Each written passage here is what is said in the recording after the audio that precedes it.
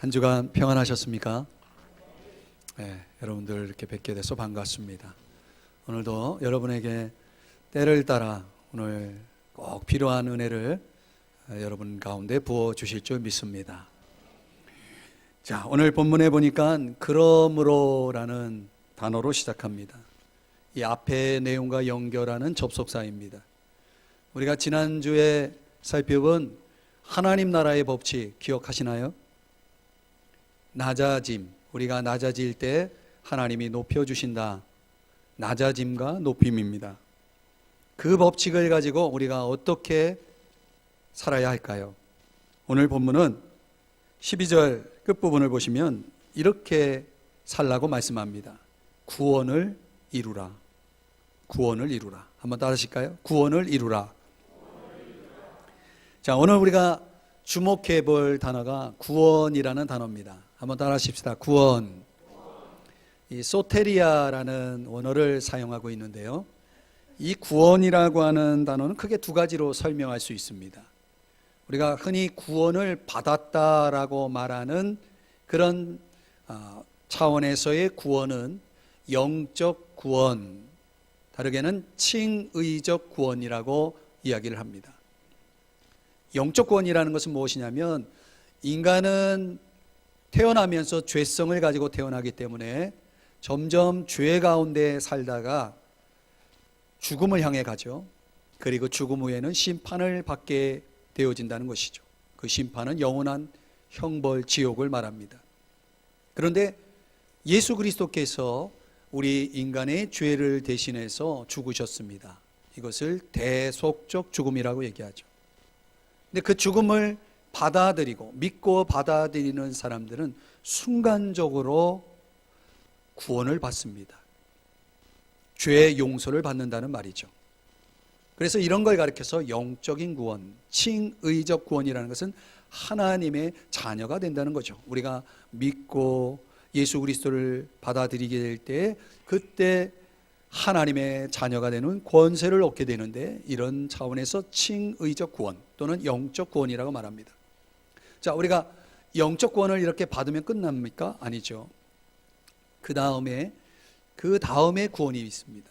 그런 구원을 생활적 구원이라고 얘기하죠.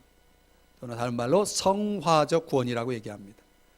그러니까 예수 믿고 구원받은 사람들이 그리스도인이 되어서 살아갈 때 우리는 여전히 천국에 가 있지 않고 이 세상에서 살아가고 있잖아요. 그런데 이 세상 가운데 여러 가지 유혹들이 많이 있습니다. 죄의 유혹이죠. 사탄의 속임수가 있고, 이런 여러 가지 유혹과 공격을 어떻게 되면 계속적으로 매일매일 이겨나가는 것을 구원을 이룬다, 이렇게 얘기합니다. 이런 구원은 생활 속에서의 구원이다 해서 생활구원, 다른 말로는 성화적 구원이라고 얘기하죠. 이런 구원을 경험할 때 우리가 성령 충만하다라고 말하기도 하고, 다른 말로는 거룩한 삶을 산다라고 이렇게 이야기를 합니다. 자, 좀 더 설명을 쉽게 표현하면, 비유적으로 말하면 어린아이와 같습니다. 여러분, 어린아이가 제일 먼저 어머니 태 속에서, 엄마 태 속에서 10개월을 보내죠. 그냥 쑥 나오는 분이 있습니까? 없죠. 10개월을 보냅니다. 그리고 아기가 태어나기까지 그 10개월의 시간을 보내다가 어느 날 순간적으로 그 아이가 이 세상에 나오죠. 태어나는 것입니다. 그런 태어난 아기가 이제 부모의 돌봄 속에서 조금씩 뭐합니까? 성장해 가죠. 이것이 일반적으로 모든 아이들이, 저와 여러분이 거쳐온 과정입니다. 마찬가지로 우리가 예수님을 믿기 전에 하나님의 은혜로 복음을 듣게 됩니다. 누군가를 통해서, 내 주변에 믿는 사람들을 통해서 복음을 듣고, 복음에 대해서 조금씩 내 마음이 열리기 시작합니다. 이런 걸 가르쳐서 마치 어머니 태 속에 10개월 동안 있는 것처럼 우리에게 그런 준비 과정의 은총을 가르쳐서 어려운 말로 선행 은총이라고 얘기합니다. 어느 날 그렇게 그동안 내 주변에 믿는 사람들을 통해서 들어왔던 복음이 믿어지는 거예요. 순간적으로 믿어집니다. 그 순간적으로 믿을 때 우리에게 주어지는 구원을 구원의 은총이라고 얘기합니다. 그래서 내가 구원받으면 하나님의 자녀로 새롭게 태어나는 거거든요. 그 태어난 순간 그 사람이 속한 교회라고 하는 영적 가족, 하나님의 가족인 교회의 돌봄을 통해서 또 믿는 사람들의 돌봄을 통해서 조금씩 성장합니다. 이런 걸 가르쳐서 성화의 은총이다 이렇게 얘기합니다. 그러니까 어린아이가 태어나서 성장하는 과정들, 또 믿는 사람들이 믿음 전과 믿음 이후에 성장하는 과정을 놓고 보면 아주 유사하죠. 오늘 본문에서는 구원을 받았다라고 말하지 않고 구원을 얻었다라고 말하지 않고 구원을 이루라라고 말씀하는 거니까, 그러니까 우리 두 가지의 구원의 의미 속에 후자에 더 강조점이 있다라고 보면 됩니다. 좀 더 깊이 들어가 보면 우리가 점점 성장하는 데 필요한 생활의 은총, 성화의 은총은 개인적으로 이루어 가야 할 것이 있고 공동체적으로 이루어 가야 할 것들이 있다는 거죠. 개인적으로 이룬다는 것은 내가 영적인 성장을 위해서 열심히 노력하고 힘쓰는 것을 얘기하고, 공동체적으로 또 이루어 간다라고 한다면 여러분들이 교회라고 하는 공동체 속으로 들어와서 연합하고 서로 돌보고 돌봄을 받는 일에 힘써야 한다는 것을 얘기합니다. 이 굉장히 중요한, 아주 신앙의 중요한 기초적인 것을 제가 설명을 드렸어요. 자, 그래서 오늘 본문의 12절에서 다시 보시면 구원을 뭐 하라고요? 이루라. 이것은 여러분 철저하게 완성하다 이런 뜻이에요. 철저하게 완성하다. 우리가 언제까지 그렇게 구원을 이루어야 됩니까? 라고 질문한다면 주님 앞에 서는 그 순간까지, 우리가 죽어서 천국 갈 때까지는 이 땅에 사는 동안은 계속해서 철저하게 그 구원을 이루어감에 있어서 우리가 철저하게 완성해 가야 한다. 그러니까 우리의 모든 일상의 무대가 구원을 이루는 무대다, 구원을 이루는 과정이다 라고 보시면 됩니다. 이 성장하고 성숙한다는 것은 모든 신앙인들에게 주어진 특권이자 의무이거든요. 여러분, 태어난 아이가 성장하지 않는다라면 이게 얼마나 끔찍한 일입니까? 불행한 일이죠. 영적으로 태어난 사람이 교회 안에 있습니다. 그런데 신앙생활을 한 지 벌써 1년이 지나고 5년이 지나고 10년이 지나는데 성장하지를 않아요. 이거는 말하자면 영적으로 말하면 기형입니다. 대개 이런 말이 있죠. 신앙생활하는 사람은 귀와 입만 자란다. 무슨 말이에요? 듣는 것 많아가지고 귀는 점점 커집니다. 듣는 게 많으니까 또 아는 것도 많죠. 입은 늘 찬송하고 기도하고 주님의 이름을 부르니까 입도 커집니다. 그런데 여러분, 이 두 개만 잘한다고 생각하면 그건 기형이죠. 영적으로 볼 때 건강한 것이 아닙니다. 그러니까 우리가 신앙생활하면서 우리의 전인적인 성장이 이루어지지 않으면 귀와 입만 자라게 돼 있어요. 그러면 전혀 신앙적인 인격이 변화되지 않습니다. 인격이 변화되지 않고 세상에 영향력이 없습니다. 아는 거 많고 듣는 거 많아도 소용없습니다. 그런 사람이 교회 안에 많아지면은 그 교회는 세상에 빛이 되고 소금이 될 수 없기 때문에 결국은 교회가 비판을 받게 되는 거예요. 믿는 사람들이 욕을 먹고 또 더 나아가서 하나님의 영광이 가려지는 거죠. 사랑하는 여러분, 그 철저하게 완성해가는 이 구원을 이루는 삶이 얼마나 중요한지 여러분 아십니까? 여러분, 우리 몸에 단백질이라는 게 필요하대요. 우리 머리털이나 손톱 같은 거는 다 거의 단백질로 구성되어 있다고 그러죠. 우리가 이 단백질, 저는 뭐 전문가가 아니니까 잘 모르지만은 이 단백질이 우리 몸에 얼마나 중요하냐. 우리 신체 조직을 형성하고 보수하는 가장 필수 요소라고 합니다.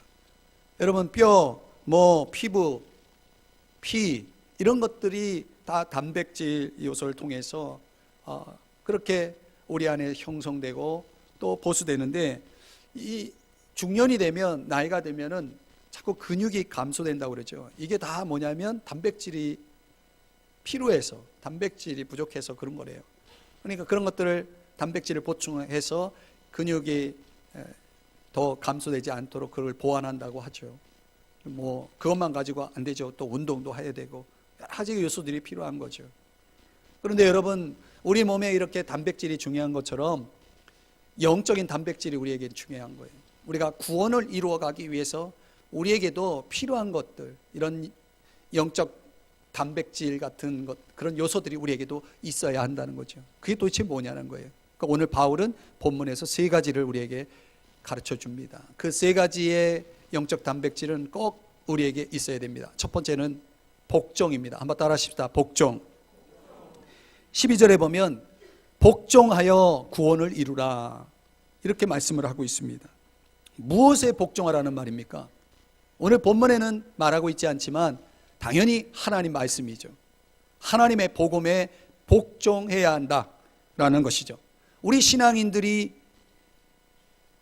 적어도 하나님의 말씀, 하나님의 계획, 하나님의 복음에는 항상 복종해야 됩니다. 데살로니가후서 1장 8절의 말씀인데 우리 같이 한번 읽어볼까요? 시작. 하나님을 모르는 자들과 우리 주 예수의 복음에 복종하지 않는 자들에게 형벌을 내리시리니. 여러분, 지금은 하나님을 모를 수 있고 지금은 하나님의 복음에 복종하지 않을 수 있지만 그들은 다 형벌을 받게 될 것이라고 말씀하고 있어요. 이건 미래적인 얘기지만 중요한 건 뭡니까? 우리에게 하나님 말씀과 복음에 대한 복종이 필요하다는 거죠. 바울은 왜 자기 말에 복종하라고 하지 않느냐? 여러분, 바울도 인간이에요. 어떤 사람이 다른 사람에게 너 내 말에 복종해 라고 말할 수는 없습니다. 사람에게 우리가 복종하지 않아도 될 그런 내용들이 많아요. 그런데 여러분, 적어도 하나님의 말씀이라면, 하나님의 복음이라면 절대 복종해야 됩니다. 반드시 복종해야 됩니다. 그래야 보다 깊은 은혜 가운데 들어가고 신앙의 성숙을 이룰 수가 있다는 것입니다. 언제 복종하라고 말씀하고 있죠? 12절 다시 보시면 언제 복종하랍니까? 항상 하라고 그러죠. 항상 한다는 것을 오늘 12절에서는 두 가지 시기를 언급해요. 너희가 나 있을 때뿐 아니라. 이건 바울이 빌립보 교회 성도들에게 하나님 말씀을 가르치고 있던 때를, 과거를 얘기하고, 더욱 지금 나 없을 때, 이거는 바울이 지금 빌립보 성도들과 떨어져 있는 거 아닙니까? 함께하지 않는 현재를 얘기합니다. 하나님은 이런 두 가지 때 우리에게 적용해 보면, 우리가 믿고 있는 바, 저와 여러분이 예수 그리스도를 믿고 구원을 받은 자로서 생활 방식 속에서 항상 주의를 기울여야 할 것은 뭐냐면, 우리가 혼자 있을 때가 있고 다른 사람과 같이 있을 때가 있고 목회자와 함께 있을 때가 있고, 그럴 때 일관성 있게 우리는 예수 그리스도에게 주목하고 그리고 그분에게 헌신하며 순종할 것에 집중해야 한다는 것을 말씀하고 있는 것입니다. 사람들은 아무도 보지 않거나 또는 그렇게 해서 어떤 보상, 순종에 대한 보상이 없을 때 곁길로 빠지기 쉽습니다. 그러니까 어떤 행동에 대한 일관성이 없는 사람들도 있죠. 보통 그렇게 사람들을 주목하면서 또 나를 주목하면서 뭔가 다른 것에 주목하면서 살아가는 사람들은 그런 시험에 빠지는 경우가 종종 있습니다. 우리에게 필요한 것은 그리스도에게 주목하는 것입니다. 여러분, 요즘 신조 하나가 있는데 카페인 우울증이라는 용어가 있대요. 들어보셨나요? 이 카페인이라고 하는 것이 약자인데요, 우리 많은 사람들이 이용하는 SNS의 약자라고 합니다. 카는 카카오 스토리, 페는 페이스북, 이는 잘하시네, 하시는 분들이 많이 있을 거예요. 뭐 어른들은, 좀 연세되신 분들은 이게 뭔가 그러시겠지만은 요즘 대세가 이 세 가지 SNS를 많이들 이용하죠. 근데 거기에 뭐가 붙었냐면 우울증이라는 단어가 붙었어요. 그래서 카페인 우울증이다. 제가 어제 돌예배가 있어가지고 전철을 타고, 좀 주말이라서 전철을 타고 다녀왔는데, 전철에 타니까 그 많은 사람들이 다 손에 무엇인가 쥐고 그걸 보고 있더라고요. 너무 웃긴 거예요. 옆에 아는 사람이 없는, 혼자 있는 모든 사람들이 다 동일하게 손에 뭔가를 들고 보고 있더라고요. 그게 뭐예요? 예, 스마트폰이죠. 요즘 사람들이 스마트폰을 왜 켭니까? 계속 그걸 주목하죠. 누구한테 연락 안 오나. 이게 뭐예요? 이 카페인 우울증의 원인이 현대인들이 외롭기 때문에 거기에 집착한다고 그러죠. 그러니까 누군가로부터 자꾸 연결을 받고 싶어 하는 거죠. 또 다른 사람들의 세계가 너무 궁금한 거예요. 어떻게 살고 있는지, 뭘 하는지, 이런 것들 궁금하니까 자꾸 그 SNS에 사람들이 집중하고 몰입을 한다는 것입니다. 근데 중요한 건 뭐냐면, 자꾸 그러다 보면 뭐가 생기냐면 좋아요 허기증에 걸린다는 거예요. 내 글에 좋아요가 몇 명이 와서 좋아요를 거기다가 달아주느냐, 이게 그날의 행복을 또 결정한다는 거죠. 그리고 다른 사람의 이야기를 보면서 자꾸 비교하죠. 이 사람 또 어디 여행 갔네, 지금 뭐 하고 있네, 참 좋은 또 곳에 갔네, 이런 걸 보면서 자꾸 비교하면서 결국은 그걸 하면 할수록 더 외롭고 더 우울해진다는 거죠. 그래서 일명 카페인 우울증이라고 말합니다. 그래서 그 카페인 우울증에서 벗어나려면 그런 몇 가지 대안, 처방이 있는데, 로그아웃을 하라, 이렇게 얘기해요. 사실은 저도 이 세 가지를 열심히 하다가 자꾸 누가 와서 보나, 누가 댓글을 남기나, 누가 좋아요를 하나, 너무 이걸 신경 쓰다 보니까 일상이 제대로 안 돼요. 그래서 이 세 가지를 다 로그아웃 지금 하지는 않고 있습니다. 혹시 여러분 가운데 그런 거에 또 집착해서 카페인 우울증에 걸리신 분들, 로그아웃 하세요. 또 너무 소통이 없어도 문제가 되겠죠. 어떻든 적당히 하라는 것입니다. 제가 말씀드리고 싶은 건 뭐예요? 요즘 현대인들이 뭐에 그렇게 주목하나, 집착하나 봤더니 다 거기에, 스마트폰에 주목하고 집중하고 하고 있더라는 거죠. 사랑하는 여러분, 그리스도에게 주목하시기를 주의 이름으로 축복합니다. 그래야 그분의 생각에 주목하고, 그분의 마음에 주목하고, 그분의 말씀에 주목해야 우리가 항상 복종할 수 있죠. 그리하면 구원을 이룰 것이다. 그리하면 깊은 은혜에 들어갈 것이다라는 거지. 그리하면 우리가 신앙적으로 성장하고 성숙해질 수 있을 것입니다. 두 번째로, 우리가 구원을 이루기 위해서 우리에게 필요한 것이, 오늘 본문에 보니까 두렵고 떨림이 있어야 됩니다. 한번 따라 하십시다. 두렵고 떨림. 자, 오늘 12절에 두렵고 떨림으로 구원을 이루라라고 말씀하고 있어요. 이 두렵고라고 하는 단어와 떨림이라는 단어는 그 당시 대다수 많은 사람들이 노예, 종이었는데요, 종이 가져야 될 태도를 강조하는 말입니다. 여러분, 자, 저를 보세요. 종은 주인이 어떤 요구를 하든지 그 요구를 충족시켜야 될 의무가 있죠. 만약 그 충족이 이루어지지 않는다면 아마 주인이 화가 날 것이고 종에게 매를 들지 모르겠습니다. 심지어 목숨까지도 잃을 수가 있겠죠. 그러니까 어떤 면에서 보면 이 종의 입장에서는 주인이 나에게 요구하고 있는 사항에 대해서 나를 그것을 충족시켜야 된다라는 부담감이 있겠죠. 그런데 그것을 충족시킬 수 있는 그런 충분한 능력이 나 안에 없다라고 생각한다면, 그럼에도 불구하고 주인이 요구했으니까 최선을 다할 거 아닙니까? 내가 할 수 있는 최선을 다할 거죠.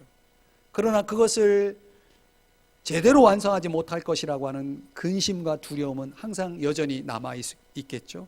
바로 그런 의미의 단어입니다. 두렵고 떨림이라는 것이.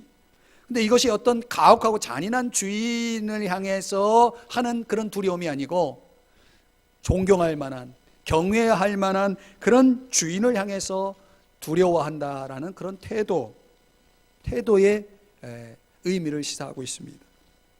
구체적으로 그러면 어떻게 두렵고 떨림으로 살아야 합니까? 소극적으로는 하나님을 경외해야 합니다. 하나님을 경외할 때 우리는 두렵고 떨림으로 사는 것입니다. 어떻게 하나님을 경외합니까? 먼저는 악한 생각을 버려야 됩니다. 여러분, 사람은 생각에 의해서 인격이 형성되고 삶이 형성됩니다. 우리는 수많은 생각을 하면서 살죠. 내 안에 드는 많은 생각 가운데는 악한 생각이 들어올 수 있습니다. 그런 걸 버려야 됩니다. 악한 생각은 버리고 올바른 선한 생각을 자꾸 가져야 되겠죠. 그게 하나님을 경외하는 겁니다. 또 악한 말을 버려야 됩니다. 그 사람의 됨됨이는 말로 알 수 있습니다. 야고보서 3장 2절에 보면 말에 실수가 없는 사람이 온전한 사람이라고 말합니다. 여러분, 우리가 살면서 얼마나 말에 실수가 많은지 몰라요.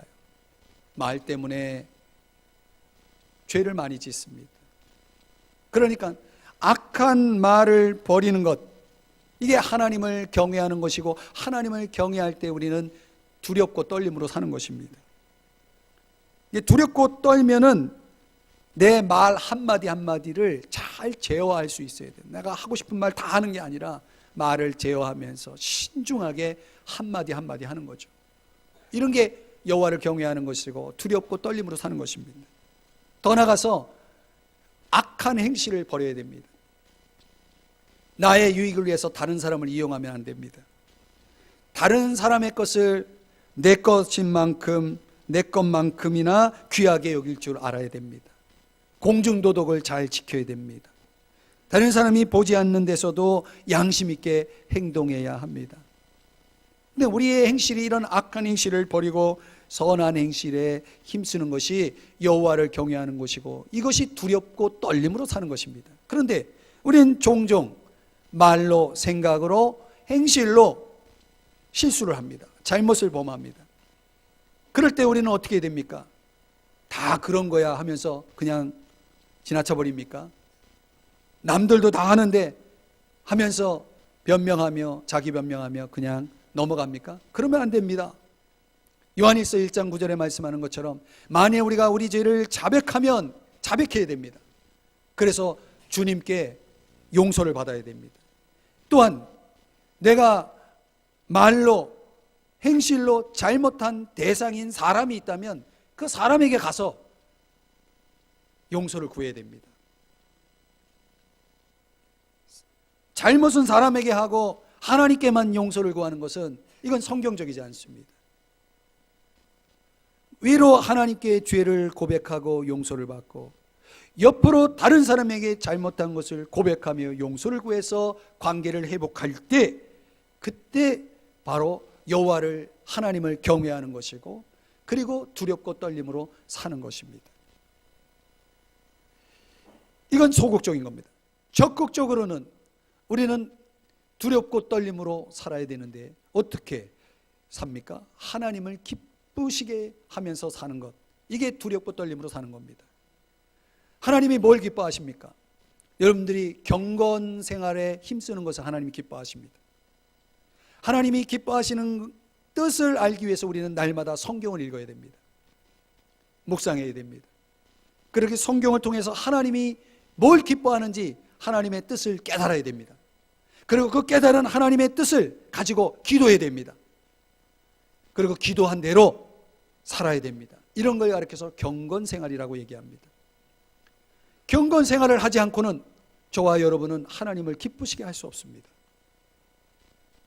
하나님을 기쁘시게 하는 것이 두렵고 떨림으로 사는 것입니다. 또 다른 사람과 하나님과 교제하며 살아야 됩니다. 위로 하나님과의 교제를 우리는 다른 말로 예배라고 얘기합니다. 여러분 지금 뭐 하고 있습니까? 하나님과 교제하고 있는 겁니다.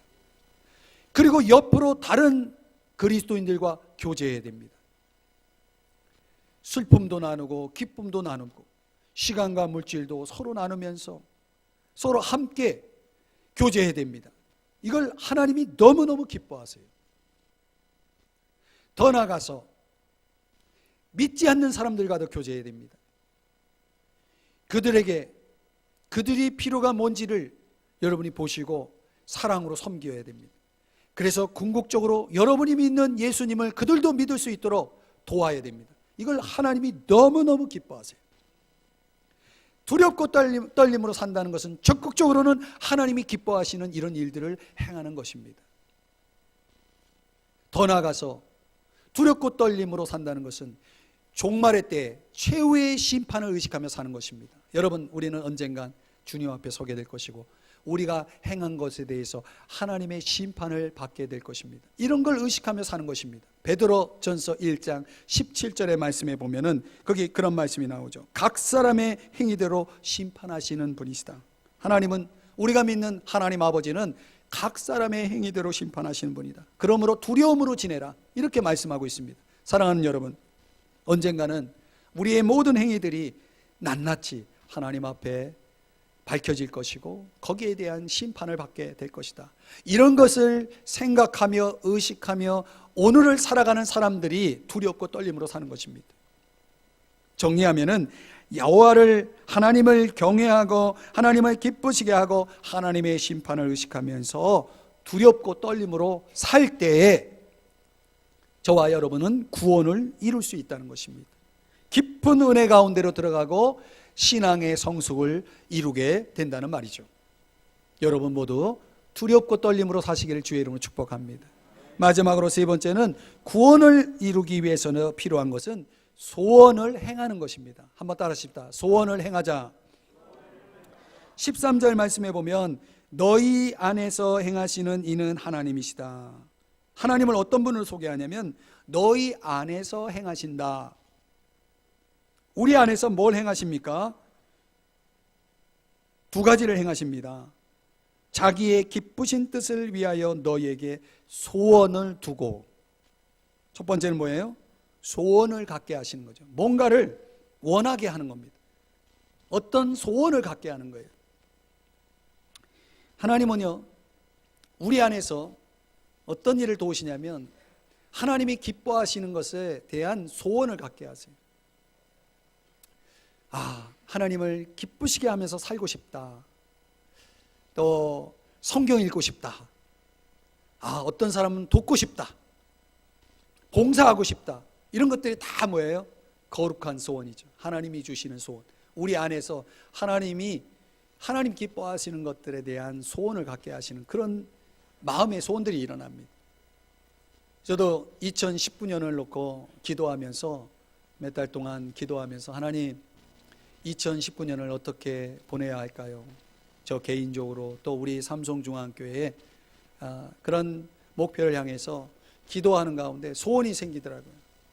그 소원이 바로 여러분 정면에 보이는 교체된 현수막의 표입니다. 구하라 그리하면 이루리라. 자꾸 더 구하고 싶은, 물론 지금까지도 열심히 구하고 있지만 내년에는 더 많이 구해야 되겠다. 왜? 그리하면 이루니까. 하나님이 이루어 주시는 것들을 더 많이 경험했으면 좋겠다. 그래서 저뿐만 아니라 여러분 모두가, 우리 성도님들이 다 하나님의 간증자가 돼가지고 여러분의 인생 속에 정말 절정을 이루는 2019년이 됐으면 좋겠다라는 그런 소원을 하나님이 주시더라고요. 그래서 이 표를 여러분에게 제시하고 오늘 사무총회 때 여러분에게 이것을 또 설명하려고 합니다. 여러분, 하나님은 우리에게 먼저 뭘 주세요? 소원을 주십니다. 근데 그 소원이 너무너무 어마어마하고 내가 그것을 감당할 수가 없어요. 그러면 그 소원은 망상이 되는 거죠. 허상이 되는 거죠. 그래서 하나님은 두 번째 어떤 도움을 주십니까? 소원을 주시고 또 그것을 이룰 수 있는 능력을 주신다는 거예요. 그래서 이 두 가지를 통해서 우리 주님이 저와 여러분 안에서 일하고 계시고 도와주고 계시기 때문에 그걸 통해서 우리는 구원을 이루어 나갈 수 있다는 거예요. 그럼 어떤 사람이 그런 질문을 하죠. 내 안에 하나님이 주시는 소원이 뭔지 어떻게 아냐? 내가 갖는 소원이 이게 하나님이 주시는 건지 어떻게 알 수 있냐고. 출애굽기 14장 말씀에 의하면 너희는 두려워하지 말고 가만히 서서 여호와께서 오늘 너희를 위하여 행하시는 구원을 보라 라고 말씀하고 있어요. 여기 뭐가 강조되냐면 가만히 서서, 이거 잠잠하라는 거죠. 여러분, 어떤 사람은 하나님이 막 소원을 주시는데 그 소원을 깨닫지 못하고 지나가 버려요. 왜요? 내 삶에 너무 집중해서 하나님이 내게 주시는 소원이 뭔지를 모르고 살아가는 사람들이 많아요. 여러분이 조금만 하나님께 집중하면 하나님이 여러분 마음 가운데 하나님이 주시는 소원이 뭔지를 여러분이 분별할 수 있어요. 깨달을 수 있다는 거예요. 가만히 서서가 그런 의미예요. 잠잠히 주님의 얼굴을 보세요. 그분이 내미는 손을 잡아보세요. 그분이 들려주시는 하나님의 말씀의 음성을 들어보세요. 그러면 하나님이 내게 주시는 소원이 뭔지를 알아요. 그때 여러분이 이렇게 고백하는 겁니다. 주님, 저는 할 수 없지만 주님이 주시는 힘으로 이 소원을 이루고 싶습니다. 주님을 의지합니다. 주님 이루어 주시옵소서. 이렇게 여러분이 기도하고 나아가면 여러분 안에 놀라운 구원과 축복의 역사가 일어날 줄 믿습니다. 성경은 이런 균형이 있는 거예요. 하나님의 은혜, 이 하나님의 은혜가 절대적으로 우리에게 있어야 된다는 거죠. 그러나 이 은혜 더하기 우리의 노력이 따라와야 되는 거예요. 그래서 오늘 성경을 보면은 소원을 두고, 이 소원은 누구의 소원이냐면 우리의 소원이 되는 거예요. 나의 소원이 되는 거죠. 내 의지가 여기 들어가야 됩니다. 내 의지, 내 노력이 들어가야 되고, 그리고 행하게 하시나니, 이건 뭐예요? 이건 은혜죠. 은혜 없는 노력, 노력 없는 은혜는 이거는 성경적인 신앙이 아닙니다. 두 가지가 균형을 이루어야 되고 같이 가야 되는 것이죠. 사랑하는 여러분, 여러분 안에 하나님이 소원을 주시는 하나님이심을 믿으시기 바랍니다. 그것을 행할 수 있는 능력도 주세요. 그럴 때 여러분, 하나님이 이루시는 구원을 보세요. 하나님이 이루어 주실 거예요. 도와주실 거예요. 여러분, 깊은 은혜 가운데 성숙한 신앙의 자리로 나아가게 될 것이고, 하나님이 여러분에게, 여러분의 인생 속에 펼치시는 하나님의 놀라운 축복이 있을 줄 믿습니다. 정현종이라는 시인이 있어요. 그 시인의 시 가운데 모든 순간이 꽃봉오리인 것을 라는 제목의 시가 있는데, 그 시를 읽어드리고 말씀을 정리하고 여러분과 같이 기도의 시간을 갖고 싶어요. 시는 이런 내용입니다. 나는 가끔 후회한다. 그때 그 일이 노다지였을지도 모르는데, 그때 그 사람이, 그때 그 물건이 노다지였을지도 모르는데, 더 열심히 파고들고, 더 열심히 말을 걸고, 더 열심히 귀 기울이고, 더 열심히 사랑할 걸. 반벙어리처럼, 귀머거리처럼 보내지는 않았는가? 우드커니처럼 더 열심히 그 순간을 사랑할 것을, 모든 순간이 다 꽃봉오리인 것을, 내 열심에 따라 피어날 꽃봉오리인 것을. 이런 시입니다. 이 대목이 제 마음에 와닿습니다. 모든 순간이 다 꽃봉오리인 것을. 여러분, 과거는 돌아갈 수 없죠. 미래도 아직 우리에게 오지 않았죠. 그러나 하나님은 우리에게 오늘이라는 현재를, 이 프레젠트를 선물로 주셨죠. 오늘의 모든 순간은요, 우리의 하기에 따라서 꽃봉오리가 될 수 있대요. 저는 우리 모든 성도님들이 이 구원을 이루어가는 삶의 비결을 배우고 삶 속에 피어나는 꽃봉오리들을 순간순간 경험할 수 있기를 주의 이름으로 축복합니다. 그러기 위해서는 우리가 이 세상에 주목하는 것이 아니라 그리스도에게 주목할 수 있어야 되고요. 그래서 항상 복종해야 됩니다. 하나님 경외하고 하나님 기뻐하시는 일, 종말의 심판을 의식하면서 두렵고 떨림으로 살아야 되고요. 하나님이 내게 주시는 소원을 분별해서 그 소원을 이룰 수 있는 능력을 가지고 하나님 주신 능력으로 따라가는 것이고 행하는 것입니다. 그리하면 구원을 이룰 것이에요. 여러분에게 깊은 은혜의 세계가 펼쳐질 것입니다. 신앙의 성숙을 이루고 삶의 풍성한 열매를 맺을 것을 믿습니다. 여러분을 축복합니다. 우리 다 같이 자리에서 일어나서